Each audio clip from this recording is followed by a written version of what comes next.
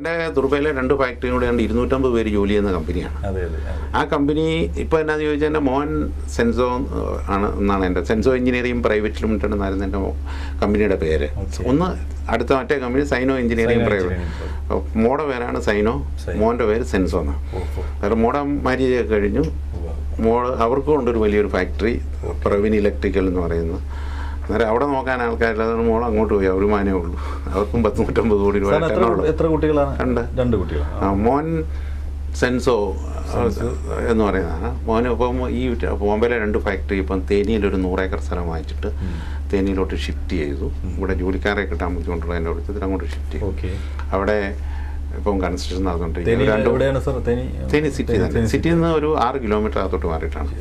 അവിടെ ഇപ്പം മോൻ എന്നുള്ള ഒരു 3 മാസത്തിനുള്ളിൽ അവിടെ ചാലുവാകും, പ്രൊഡക്ഷൻ ചാലുവാകും. സാറിൻ്റെ ഈ പ്രവർത്തനങ്ങളെ കുറിച്ച് വീട്ടിലിപ്പം അച്ഛൻ അമ്മ ഉണ്ട്, നാട്ടിലാണ്. അവര് അവിടെ ജില്ലയിൽ തന്നെയാണ്. അതെ, വീട്ടിൽ തന്നെ. അതുപോലെ ഇതിന് ഏറ്റവും കൂടുതൽ ഒരു പ്രോത്സാഹനം ഭാര്യയുടെ ഭാഗത്തു നിന്നാണോ? അത് ഭാര്യ ഞാൻ വേറെയുള്ള ടെൻഷനൊന്നും അധികം തരികയില്ല. സാധാരണ ഇത് പെണ്ണുങ്ങൾ കൂടുതൽ ടെൻഷൻ തരികയാണല്ലോ പതിവ്. അങ്ങനെ ഒരു കുഴപ്പമില്ല. അതുകൊണ്ട് നമ്മൾ ഇതിനകത്ത് രക്ഷപ്പെട്ടിരിക്കും. ടെൻഷൻ ഫ്രീ ആണ്. അപ്പോൾ വൈഫിന്റെ പേര് തങ്കമ്മ. എവിടെയാണ് വൈഫ് ഹൗസ്? വൈഫ് ചെങ്ങന്നൂർ. ശരി. അപ്പച്ചന് ഇതിന്റെ വല്ല ടേസ്റ്റും ഉണ്ടായിരുന്നു? അപ്പച്ചനുമായിട്ട് ഇല്ല. അമ്മച്ചിക്കും ഇല്ല.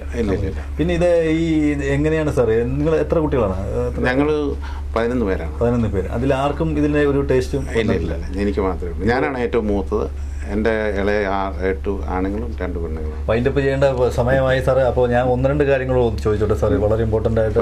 സാർ, ഇപ്പോൾ വരുന്ന ജനറേഷൻ അല്ലെങ്കിൽ ഇപ്പോൾ വരുന്ന ബിസിനസ്സിലേക്ക് കിടക്കുന്ന അല്ലെങ്കിൽ കണ്ടുപിടുത്തങ്ങളിലേക്ക് കിടക്കുന്ന ആളുകൾക്ക് കൊടുക്കാനുള്ള അഡ്വൈസ് എന്താണെന്ന് ഒന്ന് പറഞ്ഞാൽ.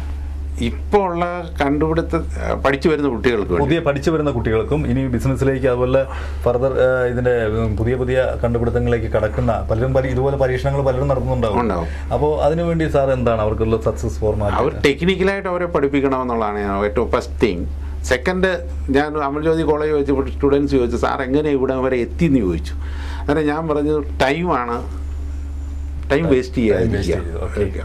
ഇന്നത്തെ നമ്മളെന്താ ചോദിച്ചു കഴിഞ്ഞാൽ ടൈമിന് വില കൊടുക്കുക. പൈസയ്ക്ക് മാത്രമായിട്ട് പണി ചെയ്യാതിരിക്കുന്നാൽ മാത്രമേ ഒരു മനുഷ്യനെ എയിം കംപ്ലീറ്റ് ചെയ്യാൻ സാധിക്കത്തുള്ളൂ. കാരണം ഇന്ന് കുട്ടികൾ നോക്കുന്നതിനകത്ത് IT 20,000 25,000 രൂപ പൈസ കിട്ടും. പക്ഷേ നാളെ അവരുടെ ഫ്യൂച്ചർ എന്താണെന്നുള്ളത് അവർ ചിന്തിക്കുന്നില്ല.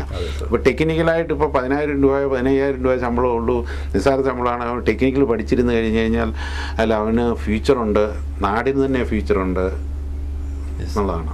സാറേ, ഈ വേറെ ആക്ടിവിറ്റീസ് കലാരംഗത്തോ അങ്ങനെ വല്ല കലയിലുമായിട്ട് കുടുംബത്തിലോ ആർക്കെങ്കിലും എന്തെങ്കിലും സാർ സിനിമ കാണാറുണ്ടോ? അല്ലെങ്കിൽ ടി വി കാണാറുണ്ട്. പിക്ചർ ടോക്കീസിൽ പോയിട്ട് 30 കൊല്ലമായിട്ടുണ്ട്. അതെ, അപ്പോൾ നമുക്ക് നഷ്ടമാണ് സാർ. സാർ വല്ലപ്പോൾ സിനിമ കാണുന്നതായിരിക്കും ഞങ്ങൾക്ക് നല്ലത്. കാരണം എന്നാന്ന് ചോദിച്ചു കഴിഞ്ഞാൽ എനിക്ക് സമയത്തിൻ്റെ അല്ല, നമ്മൾ ടോക്കീസിൽ പോയി പിക്ചർ കാണുകയാണെങ്കിലും കുറച്ചു നേരം കഴിയുമ്പോഴത്തേനും എൻ്റെ ഈ മിഷനെ പറ്റിയാണ്. ഞാൻ വെളുപ്പിനെ രാവിലെ 5:30 എഴുന്നേക്കും. 5:30 എണീക്കും. 6 മണി 6:30 വരെ നടക്കെ കഴിഞ്ഞ് വന്നു കഴിഞ്ഞ് പേപ്പറൊക്കെ വായിച്ച് കഴിഞ്ഞ് നേരെ ഓഫീസിൽ വരും.